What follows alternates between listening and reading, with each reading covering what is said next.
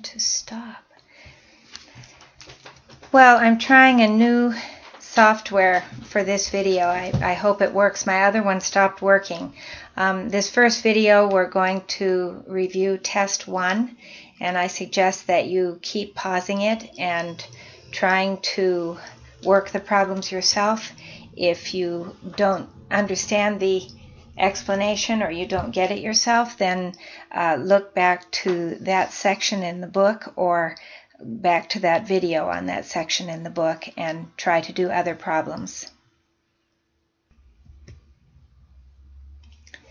The fundamental theorem of calculus says that if f,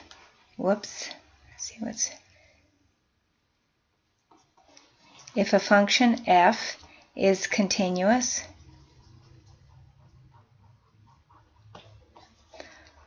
on an interval, well, let's just say AB, or you could say I. If f is continuous on an interval, and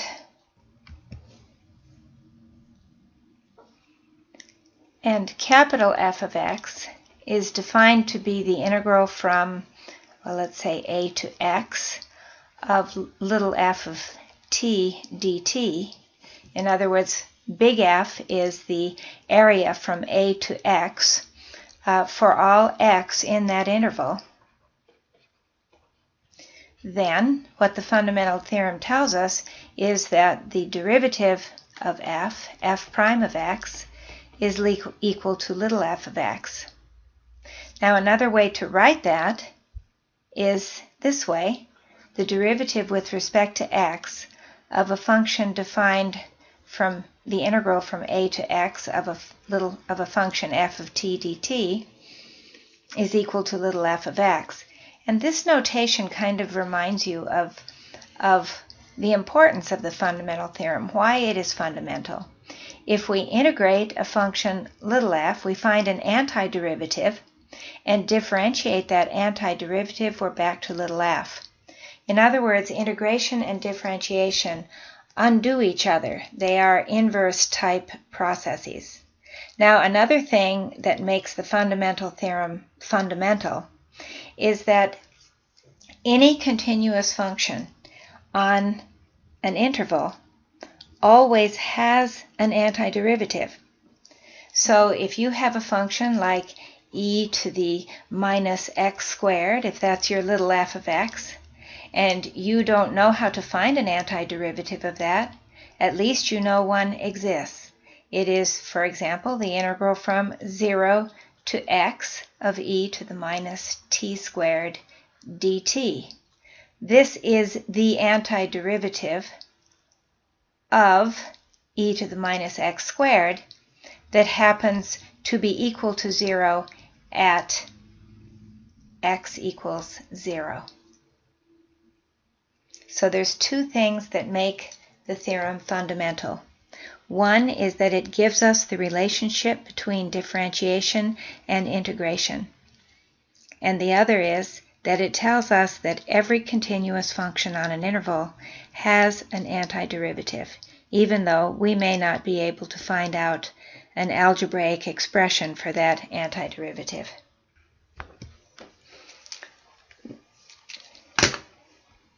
The second part of this question, oh boy, excuse me everyone, I'm going to have to get used to this, is use the fundamental theorem, part 1, to write the antiderivative of f of x equals 1 minus the sine of x squared that satisfies f of 2 is equal to 0.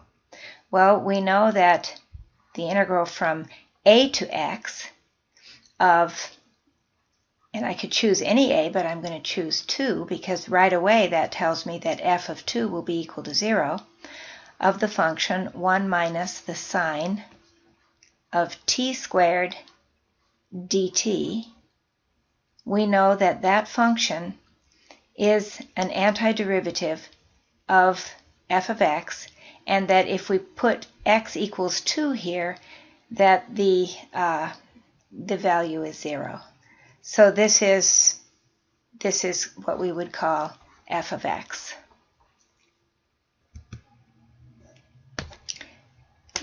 Problem number 2, we have the graph of 1 over the natural log of x given to us. We don't know how to find its antiderivative, but we could estimate the value of the integral from 2 to 4 by using the property of integrals that we have in that first, I guess it was maybe 5.2. So let's see, how would we do that? Well, first we need a bound on 1 over the natural log of x. So you see that the natural log of x is going to be less than or equal to, it's a decreasing function, so at its highest it'll be the 1 over the natural log of 2, and the smallest value will be at 1 over the natural log of 4, just looking at the graph here. So calculating those numbers, or let's not calculate them right now. This means then that 1 over the natural log of 4 times the length of the interval, 4 minus 2 is 2, is less than or equal to the integral from 2 to 4 of 1 over the natural log of x dx is less than or equal to 1 over the natural log of 2 times b minus a, the length of the interval. Now, if you calculate those numbers with your calculator, you'll get 1.442 is less than or equal to the integral from 2 to 4, 1 over ln x dx is less than or equal to, calculating, you get 2.88. And we see that 2.88 is less than 2.89, and 1.442 is a little bit bigger than 1.44, so therefore the inequality is proven. And we know that the area under the curve, this curve here, from 2 to 4, this area is somewhere between 1.44 and 2.89. Problem 3, we're again using properties of integrals. And let's see, we have here the integral from 5 to negative 2. And I see that I'm given the integral from negative 2 to 5 of f and could figure that out for g. So I'm going to split these apart. The first thing I do. In fact, I think I'm going to flip the integral at the same time. So I will get minus 2 times the integral from negative 2 to 5 of f of x dx. And then I'm flipping the integral, so I'll have plus the integral from negative 2 to 5 of g of x dx.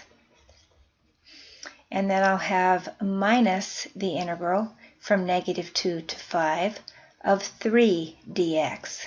It's very important to split them apart. Now let's see, what do we know here? We know the integral from negative 2 to 5 of f of x. We know that this is 6. So we have negative 2 times 6. Now here, the integral from negative 2 to 5, I don't know, but I have negative 2 to 2 and then neg 2 to 5. So that will be plus, well, the integral from negative 2 to 2 is 1, plus the integral from 2 to 5 is negative 3. And now I want minus the integral from negative 2 to 5 of 3, which is 3 times the length of the interval. So it's 3 times 5 minus negative 2, 21. So our answer then is negative 35. Now if you need to do the part I did in green in 2 steps, that's fine. Split the integral from 5 to negative 2 and then turn each integral over, changing the sign. Number 4, suppose that big F is an antiderivative of a differentiable function f. All right, so let's write down what the problem tells us before we even look at what it's asking. F is an antiderivative, so that means that capital F prime is equal to little f. And little f is differentiable, so we might need the fact that capital F double prime is f prime. Since it says little f is differentiable, we'll probably need its derivative too. So write down what you know before you look at what the question is asking. Part A, if f is negative, if little f is negative on AB, what is true about big F? Okay, well, think this out now. Little f is negative. So that means that capital F prime is negative. That's what little f is. And that tells us that capital F, if its derivative is negative, capital F is decreasing.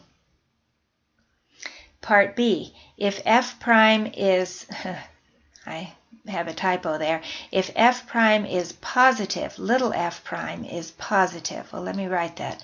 Little f prime is greater than 0 on AB. What is true about the graph of big F? Well, little f prime is big F double prime. So since it's asking us about big F, we want to reinterpret this statement as in terms of big F. So its second derivative is positive, means that the graph or the curve is concave up. This comes from what you learned in calculus, Calc 1. And then let's see, the last one. Suppose that g is another function with the property that g prime equals f. Oh, okay, so we're saying that capital F prime is the same function as capital G prime, which is equal to f. What relationship exists between f, big F, and big G? Well, they have the same derivative, so they differ by at most a constant. So we could say g of x is equal to capital F of x plus some constant. So again on number 5, and in fact on any problem you're given, let's read what it tells us and interpret it in terms of what we've learned in Calculus 2 before we look at the questions, because you can get more confused. Suppose that little f is a continuous function and that capital F is the integral from 0 to x, fundamental theorem, you see it right away, of little f of t dt.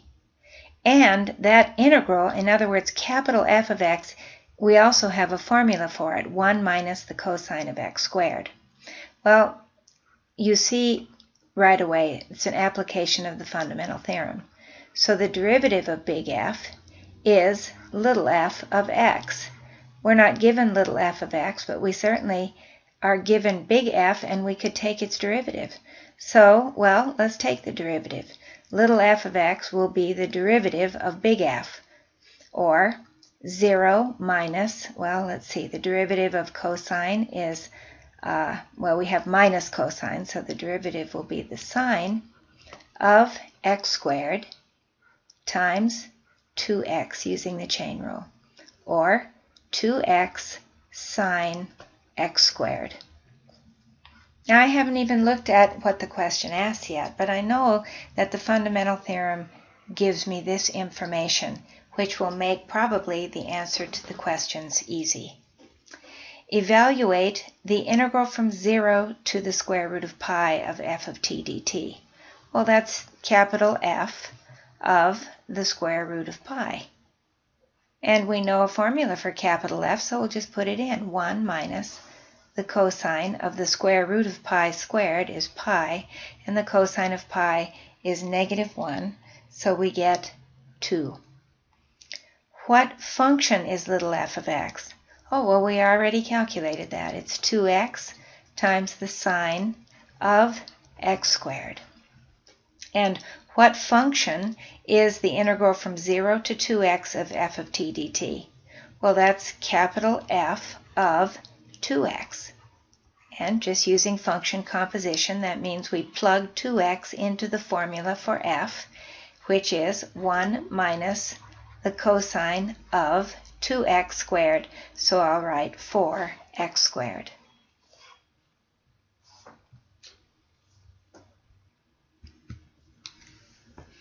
And the last part of this problem, see, I'll do that in white. I'm going to work it over here. I've run out of room there. Find the derivative of the integral from 0 to the square root of f of t dt. Well, in other words, we're trying to find the derivative with respect to x of capital F of the square root of x. So there's more than one way you could do this. You could figure out the formula for that by using the cosine and then take the derivative. But we know it's going to be capital F prime of the square root of x times the derivative of the square root of x, 1/2 x to the minus 1/2. And f prime is little f, so that is little f of the square root of x times, well, 1/2 times 1 over the square root of x. And we calculated what that function is above, so it is 2 times the square root of x times the sine of x times 1 over 2 times 1 over the square root of x, and we have canceling and we just get sine x. Now you go through and try this in any way that you want. What you're going to do is, if you don't want to think of it that clearly as function composition, you're going to take the function there. It's not just x, so you're going to plug it into little f and multiply by the derivative of the square root of x. Little f of the square root of x times 1/2 times 1 over the square root of x. And we had already solved for little f in part B, so it's just a matter of plugging in. Let's do one more problem like that last one. Being able to do this really requires you to be able to read it. It's asking you, what is the derivative with respect to x of this function of x? But we see this is a function of a function, so we're going to have to use the chain rule again. If this 3 sine x were just x, the derivative would be e to the x. But this time it's going to be e, not e to the x, but e to the 3 sine x. And then we multiply by the derivative of 3 sine x, which is 3 cosine x.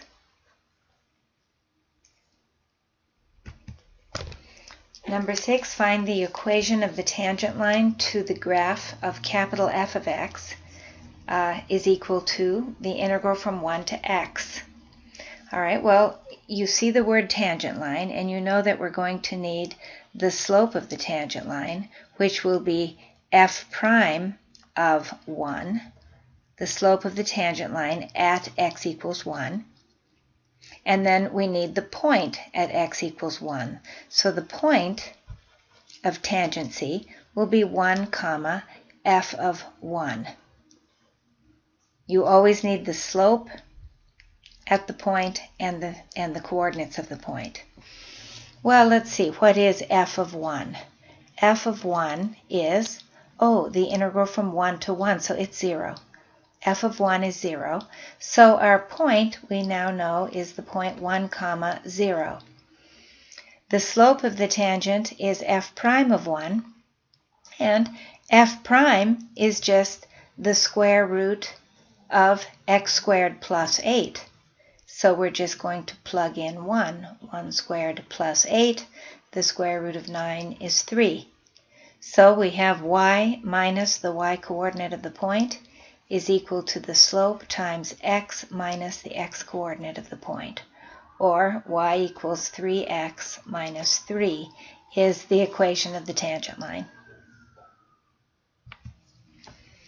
Now for some practice with integration.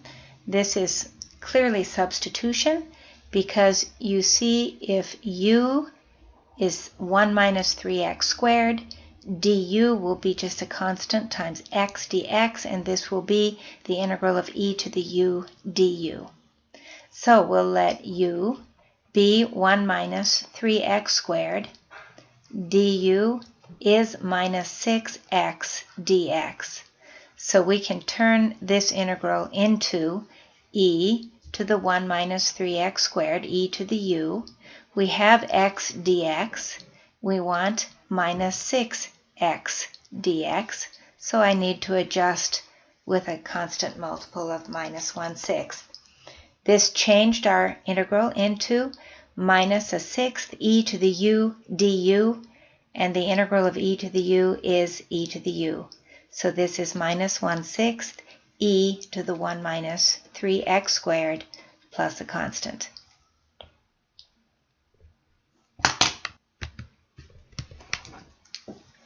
The next problem we don't, if u were 1 minus x, then du would not have an x in it.